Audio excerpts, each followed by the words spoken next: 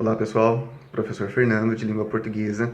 Eu estou aqui para dar mais uma dica muito boa para você que vai fazer a prova do Enseja. Esse vídeo, na verdade, ele serve para desmistificar, para desconstruir um conceito errôneo que se tem de sujeito.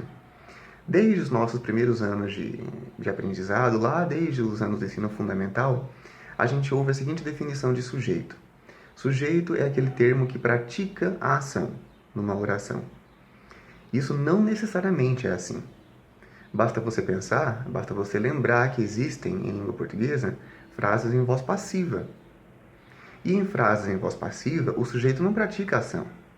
Pelo contrário, ele sofre uma ação, ele recebe uma ação. Então, numa frase em voz passiva, se você for com essa ideia de que sujeito é o que pratica uma ação, você não vai achar sujeito.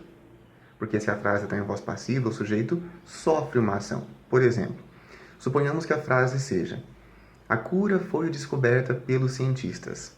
Quem que é o sujeito dessa oração? É a cura. Mas se você for por aquele raciocínio de que sujeito é o que pratica a ação, você vai achar que o sujeito dessa frase é os cientistas, quando na verdade não é. Então, qual que é a dica infalível para você localizar o sujeito numa oração? A dica infalível é a seguinte: o verbo vai estar concordando com o sujeito.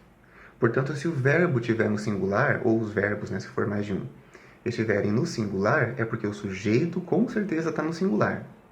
Se o verbo estiver no plural, é porque o sujeito com certeza está no plural. E se você for por esse raciocínio, você nunca vai errar o sujeito da oração. Então, voltemos àquela oração. A cura foi descoberta pelos cientistas. Quais são os verbos? Foi descoberta. Esses verbos estão no singular ou plural? Singular. Por isso aqui o sujeito é a cura, que também está no singular. A cura, singular. Foi descoberta, dois verbos no singular, pelos cientistas. Observe que os cientistas está no plural. E se os cientistas fossem o sujeito, os verbos também estariam no plural, mas não estão. Espero que vocês tenham gostado dessa dica. Um abraço.